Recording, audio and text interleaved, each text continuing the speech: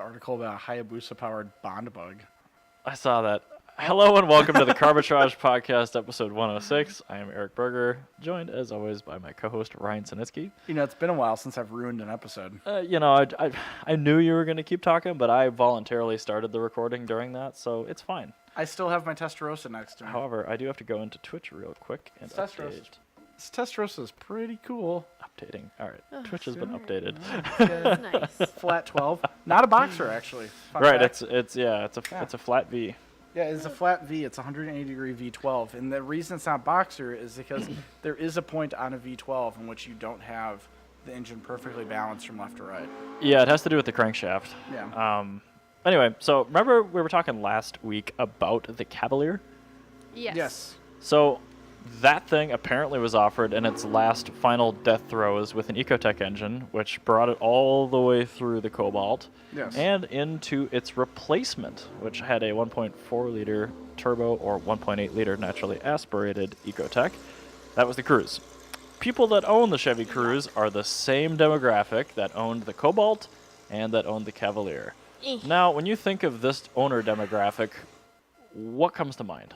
Yeah. Special financing. Exactly. Oh, So these are cars that people buy because they have no choice but to buy this. Usually people in rural families that don't have the opportunity to buy an import because their parents say they have to buy domestic. So Also inbreeding. we've established that. Of course, yes, there's this. Where else you find inbreeding? Texas. That's Yes. probably pretty high on the list, right? Everybody's too far away. Makes sense. Yeah. Alabama. Yeah, it's convenient for them. Why drive 4 counties over to find the nearest family when your sister's right there? Exactly. So I've found an article that brings these two things together in that one demographic. And unfortunately, it's kind of a sad story. But, It's a hilarious sad it story. is kind of hilarious. 2 Texans die attempting to jump a Chevy Cruze across an open drawbridge. Oh. Like, what? This is natural selection at work. Yeah. Because, like, what did you think was going to happen? So, you know all those scenes of, like, the Dukes of Hazzard and everything and James Bond and all that? Those are Yeah. all staged. They are. Like, the movie Speed, But you would these have people- died in a fiery wreck. Don't understand that it was staged. Well, So there was a photo of the Cruze being surrounded by a bunch of floaty pillows being kind of raised from the riverbed, and like the roof is all caved in. So I'm guessing that thing, since it's front engine, front wheel Yeah. drive, it probably went over the edge and then landed roof first on the water, I would think, because that's a pretty significant impact. Yeah. And yeah, I don't know if they died instantly. I'm not actually going to read into it because I I don't like imagine they death probably stories. drowned because that car is pretty intact and they were probably unconscious. And I think they had fairly good crash safety ratings or whatever when they came out. So, Well, there you go. You can take your safety rating and shove it because but I think it these broke guys, the rear window out when it landed. So Yeah. that But would've it flooded could have been pretty up against sediment, though. quick. True. So But anyway, yeah. The don't- thing is, I think the fact here is that your safety rating is bullshit, and if you had a No. Mirage, you would have been okay. might be fine, but we need to add another test Yes. to the NHTSA tests and all that now. We need the upside down jump off a drawbridge test Yeah. because this is why warning labels exist on things. Because something happened that's that stupid with that product with because somebody. of the American South. Exactly. So thank Yeah. you, the South, for probably instigating a new type of crash testing, which involves jumping. God. I'd be fascinated to watch. But Oh. now we're going to have to rate cars 0 to 5 stars on the inverse water crash. Being someone that works with children that are smarter than adults, this Yeah, if you ask your shit- children, can you do that?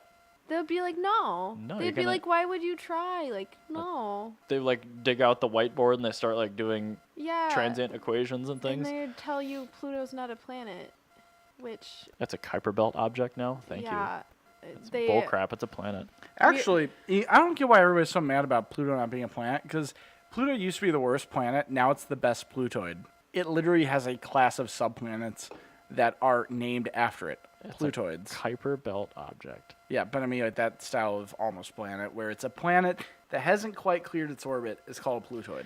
Well, I mean, I can kind of see how they can not classify it as a planet because its orbit goes so Yeah. far out, and it takes like was it 254 years for it to circle the sun or something? Yeah, it's ridiculous, and it goes inside of Neptune's orbit all the time. And Yeah, so it's way out there. Like I Yeah. saw it mapped one time. I'm like, I get it, yeah, but let us have Pluto. we were watching Magic School Bus, and Oh yes, Miss and Fritz.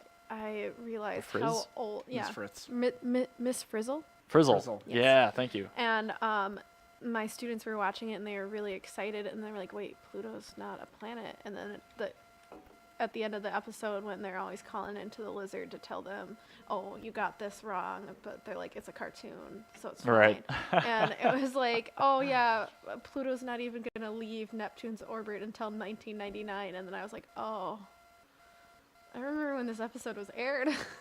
Yeah. it's not a real I planet. used to. That was one of my favorite like Saturday morning things to hop on. It was like Bill Nye the Science Guy and Magic School Bus. I'm like, Bill Nye yes. the Science Guy. So you can Science tell- rules. So if you By the way, wanna know Bill how- Nye. Oh, Bill sorry. Nye is like really insufferable now. But anyway, Oh, if, he is. If you yeah, want he's to know terrible now. how to, and eventually end up on a podcast where you talk about nothing, you grow up watching Bill Nye the Science Guy and Magic School Bus. And now we have that's Neil true. deGrasse Tyson. Yes. So it's all Neil good. deGrasse Tyson is the good Bill Nye. He is epic. Between Neil deGrasse Tyson's everything Bill Nye like was, and the thing is like, I want Bill Nye to still be good. Like I really watched his Netflix But he episode. really series. did become like totally preachy and insufferable. Yes. Well, Because I that's the got thing. excited when I saw that, and then I got like 3 minutes into his You're new just show. like, I'm like, Jesus. dude, don't monologue like slut shame the entire world. Yeah, I watched the second so annoying. season and the episode on genetically modified stuff was so Monsanto pro, and I was like, no. Well, all right. So the thing is, all right. So you can be like pro science and you can have like your science facts and everything, but it's like you if you're trying to make a point, don't ostracize everybody in the world. Yeah, it's not a good way Like, to get somebody's attention and hold No, it. yeah, like he is like, all right. So when Republican people talk about like the problem with liberal people, Mm-hmm. he embodies that. Like that's exactly what it is. Yeah. And it's like, as a liberal person, you too are a liberal person. We both am. go out of our way to not be like that. I avoid talking about politics. I avoid being a dick like that, like not seeing the other point of view. Yeah, no, yes, yeah. I And agree. like, that's like just, I'm a dick, but not doing that. Yeah. no, like you can be a dick, but it's like you at least like acknowledge the other person's point of view, and then you at least Present facts. Yeah, you So present cars. facts. Yeah. Anyway, yeah, I'm not sure how we got here from the jump Yeah. in the cruise or whatever, but there's that. Yeah, that was the thing. Yay. But anyway, so Honda's adorable little electric car, the Honda E Urban EV. Oh, that is city now, thing, Yeah, finally? that's not for sale. Not in America, because Oh, ow. I'm But not happy sad. about Well, that. I mean, we told our constituency about that, though. I'm still bitter. I can tell that you're salty. So- It's okay. Honda still hasn't learned. They can go fuck themselves. And also, this is fun, good news. Fun and good. I like those. Yes, fun and good news. Mexico is selling off $1.5 million of cars that they've seized from drug dealers to help Mexican poor people. That is So- super Oh, nice of that them. is awesome. Yeah, that's really cool. So they have a Murcielago just like that one. Is it a manual? I don't know. It's Probably. yellow. Probably not. But 77 cars, Porsches, Corvettes, Mercedes. It's called the Robin Hood effort to return proceeds Aw. of crime to the country's poorest people.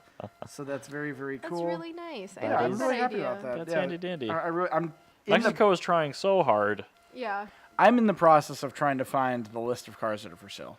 So there's Well, that. while you do that, I want to talk about a car that we've probably only talked about once or twice in the entire history of Carbitrage, which is a little weird Ooh, considering that it's is still weird. on sale. Which car? The Jaguar FType. Oh. So, Is that the convertible? well, it started as a coupe. No. Yes. No. Yeah, it It's started the as a coupe, the then it sporty became a one. convertible. Yeah, it's their little I two-door. can't remember. But anyway, so it's one of those things. I think the reason why we've talked about it in the past is it's one of the U.S. bound models where they introduced it. Yeah. It was great, and they didn't give us a manual, and a year later they dropped a manual. Yeah. So Yeah. that's kind of how the F-Type is memorable for us. It also has one of the best-sounding V6 engines ever. Wait, that's a V6? It has a 5-liter V8 supercharged manual, which I think is only available in all-wheel drive and No, but automatic. the small engine's a V6. And that's the 6-speed one. I thought it was a 12. No, so it's a supercharged V6, and That's sound really they cool. sound pretty, That sounds amazing. pretty good. But they're facelifting it, so the thing's been around Okay. for a while. I think 2013 maybe, without really any substantial change. And the facelift on the outside, nobody cares. New bumpers, new lights. They're also facelifting the powertrain. Oh. Which is? Inline 6, turbo. Better. Much Perfect. better. Nice. Can you imagine how good that's going to sound? That's a new corporate engine. They're not even stealing it from somebody. You know what I'm really happy about that? Wow. I know. Good job, You know what Jaguar. makes me really happy about that is the Auto fact. manufacturers are going back to straight sixes. Yes, because Yes. nobody wants a V6 anymore. No, It's either they're if you're boring. getting a They're in six Siennas. if you're getting a 6-cylinder engine, you're getting it because it's a performance car. Well, you're getting it because you need to haul your stupid crossover full of stupid children around faster. Yep. Yep. So an EV would take care of that much Yes, better. yes, it would. Or a hybrid 4-cylinder. I vote EV because there's no transmission. Yes. Well, I'm just saying because stupid crossover owners. Yeah, I agree. Yeah. A through-the-road hybrid 4-cylinder would be better because then you get the punch. Yeah, exactly. So, But anyway, no, I think that's I'm super. very happy that we're getting inline sixes back. And I think that's going to propagate into like other JLR products too. I would think. So Yeah, we'll probably 'cause see they it in wouldn't the just XF. create an engine Right. for a facelift. That No, would be silly. it's like $500 million to engineer and federalize an engine, so they're probably going to use it in something else as well, which I'm actually arguably more excited about that. Yeah. But the F-Type's a gorgeous car. It's going to sound like an inline six, which is great. The only thing I haven't found in the article, which I pulled from Car and Driver, is whether or not they're going to retain the 6-speed manual as an option. And I hope they do, because if they do, that means whatever this engine finds its way into will also very likely be offered with a manual option, or enthusiasts could convert it at a later date, which I think would be rad. But I mean, the news about like the GR coming out, the Mercedes is bringing back their straight sixes, now JLR is bringing a straight six. Like we're in the straight six renaissance. No, I'm so happy about that. Me Okay, too. I think it's going to be great. It has yeah. a nice long hood. It'll be a good fit. So let's see auction. You can tell we've done a lot of research for this Yeah. episode. Well, so you have just like the worst sort of schedule today. That's why we had to rush this one out. And usually we have a little bit more time to like get our shit together. If you guys watch the live Twitch stream, generally I will leave it streaming between recordings because we usually do 2 recordings on a Saturday, drop Yeah. 1 episode on the weekend, and then 1 midweek. And usually there's like a 10-15 minute downtime where we kind of comb and Yeah. buff out the second episode. But today that doesn't exist because, as Ryan said, I am leaving town. Where are you going? Let's fill some I'm time. going to Grand Marais, so it's about 300 miles north of the Twin Cities here. But before I do that, I have to leave here, go home, get cash, go to Home Depot, buy a bunch of stuff to put in EV outlets in Grand Marais. Then I've got to go to a life celebration of an extended family member who died. I'm sorry. It's a bummer, certainly. But I guess he wanted a life celebration instead of funeral, so I have to do that. And then Our internet's stupid in America. Hatchbacks, you can lick my asshole. I just got blocked from the Mexican government's website from being able to look at that. I do have a VPN, but it's not the I got time this to do fist right here for Hatchbacks sphincter. Fuck that guy. Anyway. It was like a spicy meatball fist. No, it's the anal fist. You put it in a little kind of pokey thing so you can get it in the sphincter a little bit easier. Fuck that guy. Oh, I I'm okay. so All mad at right. Hatchbacks right now. So Ryan used both our F-bombs this So- week. We know that there is a Murcielago and That- other so- cars that we're gonna sell. I saw We a. can just go on the good. Man, you are one angry. yeah, no. Jeez. Well, Hold on, give us a second. I saw something that was actually really, really cool that I wanted to look at. And what appeared to be a Volkswagen sedan. By sedan, I mean the Volkswagen Beetle continuation model that they made like Yeah. after 1978. But with a really big hotted up engine that was coming out of the hood. And I Okay. didn't know what it was. I wanted to try and click on it. And then it goes, you can't read. This is IP blocked in your country. I'm like, are you kidding me? Welcome to being the rest of the world for our Yes. content. This is so That stupid. was so annoying when I was in Finland. Oh yeah. I Oh bet. man, I'm glad I had a VPN because that worked really nice. But it's amazing the amount of stuff that is blocked For no reason. for no reason. Yeah, it's just no reason Pretty at all. incredible. So Yeah, that's. I'm gonna try to tie that into a car somehow, like embargoes. Well, okay, Yeah. how did embargoes come to be? Is it just so like it would be fair to the news outlets to get them all to drop stories at the same time to get the traffic I think distributed more so. easily? I think so. Yeah. Because I mean, Yeah. just like the term when I first heard that, I'm like, that sounds like a trade Well, thing. it is a trade thing, but no, the reason they do that is actually when you're running, when you are releasing a car. Yeah. They used to not do that, and if there's like a massive issue with a car, Okay. that would get publicized before any of the good press would come out. Okay. So what they try to do now is, this is more of a post-war thing. 'Cause pre-war they didn't do this, and yeah, but this is factual. A lot of these manufacturers would end up with a car that's like fine, but they'd have like one issue with it, Sure. and another manufacturer would like backhanded throw some money at a reviewer. This just to seems say like this a- is to like talk about the one problem with the car, Sure. and then before the auto manufacturer even has time to get their press out, like all the good reviews, all the good press, and like the ads out, you'd already be hearing the new Pope Mormon whatever doesn't have working windows because you have to crank counterclockwise to get it up or something. This just seems like a pre-internet age thing that is it sort is. of lagging. It 100% is. Because, like, I mean, with infrastructure and fleet management these days, like, it's not that hard to roll the cars out to fleet managers and get them in the hands of journalists on a day. Yeah. Whereas, like, I mean, I get that it's nice to, like, live with it a little bit and establish an opinion and all just drop your thoughts at the same time. I think that's nice because then it doesn't screw over the little outlets either. But I think we could do without them now. Yeah. Some cars, an embargo hurt them. What do you mean? Alfa Romeo. Because when you have an Alfa Romeo, you have a split second in which Alfa Romeo is good before something breaks. And that is the best moment of your Alfa Romeo That ownership. is the best moment. I feel like if they didn't have an embargo, if the reviewers weren't stuck there driving this broken Alfa Romeo on the side of the highway in Chicago for like hours. Also, shout out to BVK on Twitch. Thank you for the follow. Thank you. Yeah, that's excellent. Thanks, man. But yeah, those embargoes sometimes aren't the most helpful thing. Right. I mean, that's just sort of popped into my head. I'm like, what the hell are these still doing here? But it was kind of a time fill, so we don't really need to talk about it right now. But that might be an interesting topic to research Yeah, and talk I'm gonna about. actually dig into that a little bit. It's like daylight saving time and not selling booze in cars on Sundays. It just seems like one of those things that's Yeah. just like not relevant anymore. All right, so one thing, not selling cars on Sundays, though, that's something I'm like super in favor My of. favorite thing to do is sell cars on Sundays. My favorite thing to do is to not work at a dealership on a Sunday. Yeah, I'm talking about personal car sales. When I was Oh, working, you can't even do personal car sales? Sure you on can. I do it all the time. Okay. Yeah, no, if you're working at a dealership, you need one day in which you can actually cope with Then your life. close a different day. Like, yeah, like a Tuesday would work perfectly. Yeah, just like don't be open on a Tuesday. yeah, that's just as arbitrary. Restaurants do that.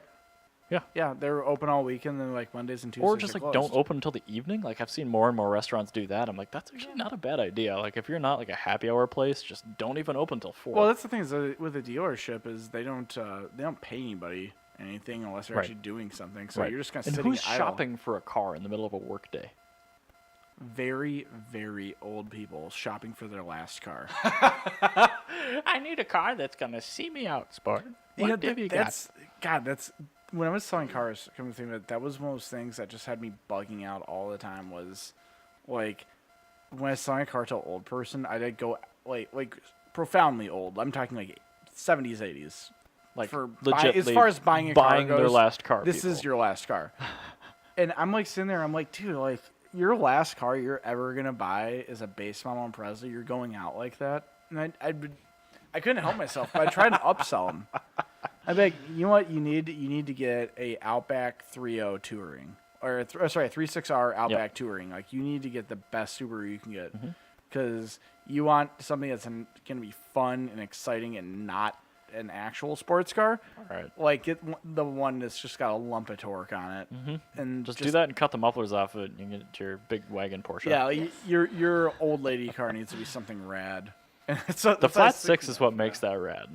Yeah, it is actually. If they had a manual on that, I would be horribly in debt in driving one. Yeah, actually, I would recommend that car a lot if they offered it with Yeah, a stick. it's a very, very, very. So cool we just car. need to go to Canada.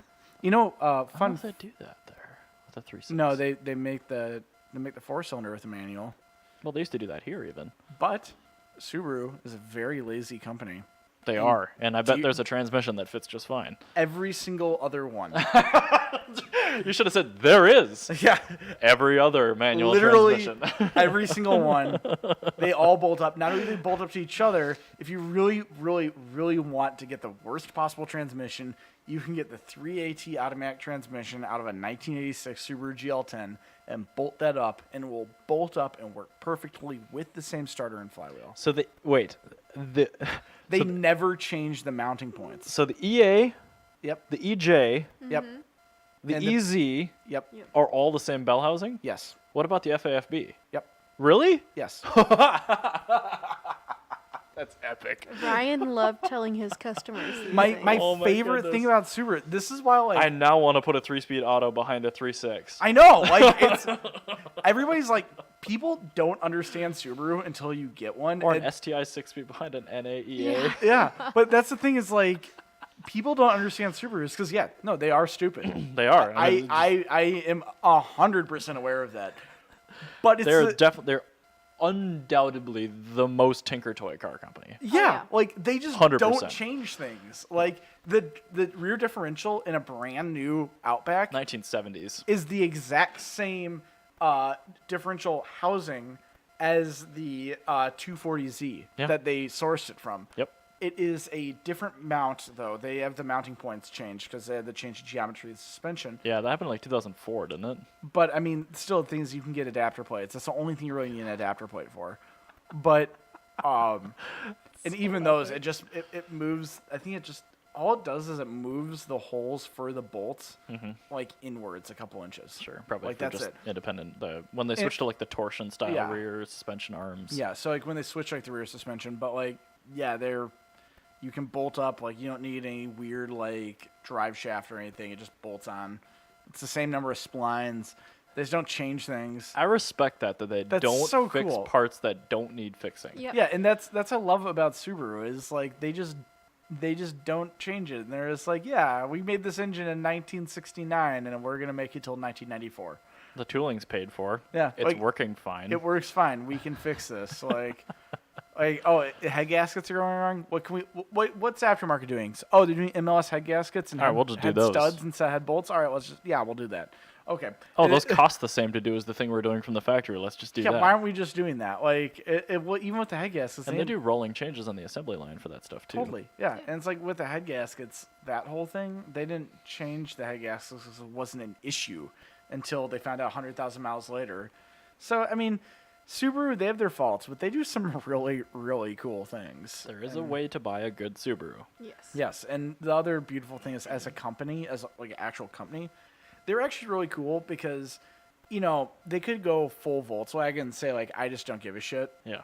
and just tell I'm people putting F on my off. Subaru sunglasses. Where's your vape, bro? So Subaru could just tell people to F Jana's off. full Subaru right now.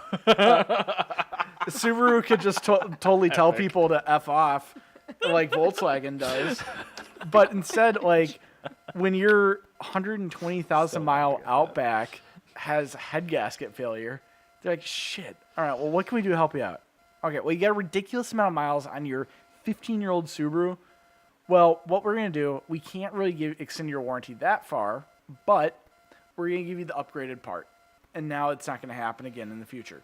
Or if this happens at 80,000 miles on your 10-year-old Subaru, you know what? Next 20,000 miles are on us. Anything happens, let us know. I think they have figured out their engines now. Yeah. But They like have. how they got all the way through the EA and the EJ. I don't know. And they never fully figured it out. Well, They kind of did with the closed deck EJ, but by the time they got to that point, they were doing. It's just how Subaru does their tooling is. But the thing is that they do their rolling changes. They try their best, but they're not going to do this thing where it's like suddenly it's going to be the same car, but like the 2004 is going to be completely different everything. Like, right. They're not going to do Well, that. it doesn't make financial sense to do that because that kind of change costs so much money. And up until very, very recently, they were a small car company. Like it's only been in the last since about 2012 I was gonna say where they've been a mainstream. yeah, when car that brand. new style Outback came out like 2010 or something. Yeah. That was a pivotal change for Yeah. like when they really started doing some volume. Yeah, and once they did that, they went from being Mazda numbered to being like And they still sell stuff with a manual, which is Yes. good. yeah they're and gradually I think they getting rid always of them. But will. I think so too. There's a lot of the take rate's pretty good. I think on like the XV and the Impreza with a 5-speed Yeah. still. So well, the other cool thing is even if it doesn't come with a manual, you can make it a manual. right, because as you said, Everything bolts together. bolts together. Yep, bolts together. Uses the same ECU. I want to talk about super high manual take rate stuff in the United States that Yes. isn't Subaru. What is it? Okay, so last Please tell me week it's a we Mirage. talked with it might actually. I haven't looked into that. Last week we talked about the Subaru Toyota BT80Z. Yeah, that one. That had a really high take rate. Do you know what else does though? That it kind of makes sense because you see them around and like oftentimes when you peer in, they're manual. But the Golf GTI, the Golf R, and the all-track. Oh. Yeah, they have crazy high take rates. Because this... Okay, They offer it. That's why. pretty much, but like people actually, they order their cars, and like these are clearly like the people that are getting in, and it's kind of like a stretch goal vehicle. It's a good daily, but they still want it to be fun. So this is an Autoblog story, but the Golf R and the GTI have the same take rate, which is 44% stick. That's Wow. insane. 56% That's DSG, but almost- 44% manual still in this day and age. That's incredible. wild. Yeah. And That makes sense because that's entirely believable with the number of those that I have come through my shop. It's probably every other car. It's manual. the transmissions are good, and it's a way to make these cars much more reliable. And I think people know that when they're buying a new GTI or a Golf R. And like, really, the DSG can handle more power, but I'm going to keep this car, and I'm putting a car payment down on this thing, so I really don't have a lot of extra money to spend like throwing mechatronic units and DSGs at this thing. So even if it takes less power when they tune it, they're opting for the 6-speed because it's reliable, and honestly, it's probably a secondary thing for them, but it's more fun. So I'm very heartened to see that one of the best driving hatches on the market is still going very strong with a 6-speed, especially after Ford canned all of their cars, including their 2 hot hatches, leaving the competition a little more dry. But that was their biggest competition, I think. One The of my- GTI was the Focus ST. So this is actually a thing. Oh, what were you saying? I was gonna say one of my parents at school, he has a Golf, and I have yet to figure out if it's automatic or manual. And I've seen his wife drive it, so I was like trying to figure it out. But she's from Sweden, so she Oh. probably drives manual too. she So I'm definitely just does. like, what is it? Like, I I want to hope know. that's a manual. Yeah, me too. I get so excited. Like I went out to lunch last week with my coworker Ryan, who you guys met, to our usual place. I parked in the parking lot next to a root beer brown Volkswagen all-track wagon, Oh, I looked like inside. that. Yeah. 6-speed manual. Yes. It had like a handicap thing on the thing. It wasn't parked in a handicap Oh spot. my gosh, I'm that's just amazing. like, an old person drives this, and it's a 6-speed, and it's brown, and it's a wagon, and it's a manual. I was so Oh, excited. I'm I just love like, it. I'm so glad that these exist and are being purchased by people still. Yeah, a root beer brown manual I know it was wagon. clean. It was Oh, that sounds like a dream. it was a 4Motion as well. So I read in passing. I don't know how believable it is, but somewhere said 30% of Mirages, 30 to 33%. That's pretty good. 1/3. That's still higher than the average of 20. considering most people aren't buying those to have fun with them, Yeah. No, they're buying Well, them to be economical and and to I and know, the like- manual is less economical. It's just more fun. right. Like when my sister was up here quite a few years ago now, and she had just moved from Seattle to Monterey, Okay. and she was talking about how upset she was when she had to get rid of her Tahitian Green Pearl EF manual Mhm. when she was younger, like when she lived in San Diego like 15 years ago. She had to get rid of it just because it was too old, and she was moving campuses like halfway across the country, and Sure.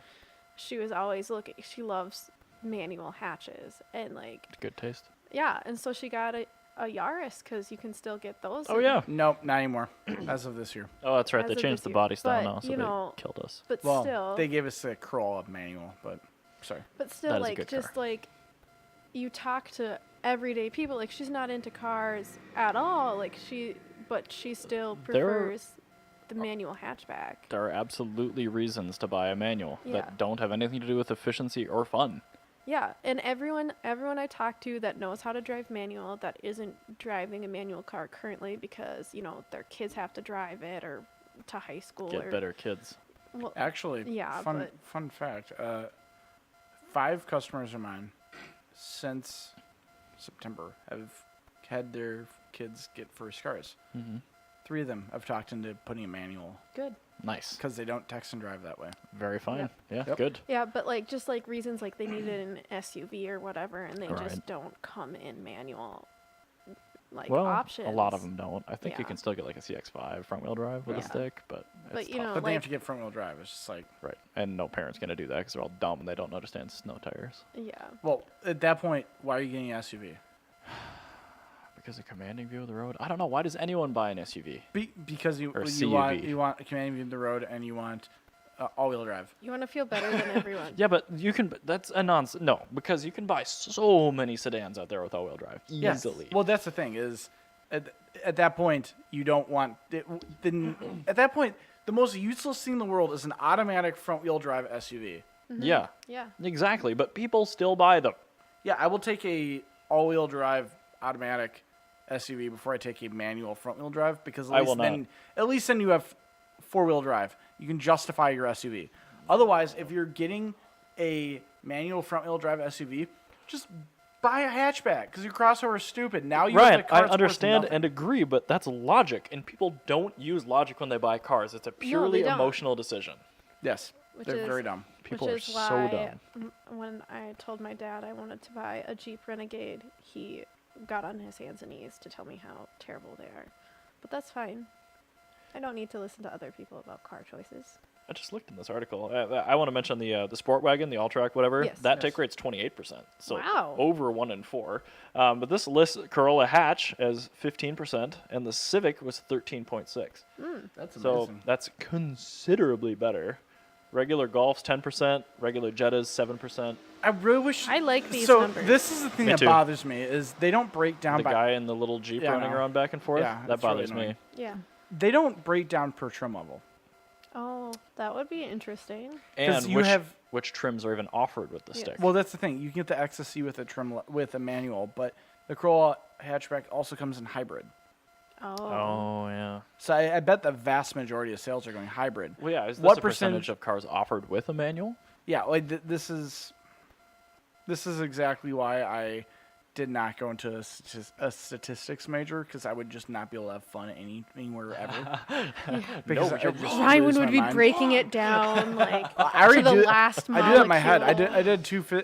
I did two statistics classes in college, and I'm like, I can't do this anymore because it's ruining everything. Yeah.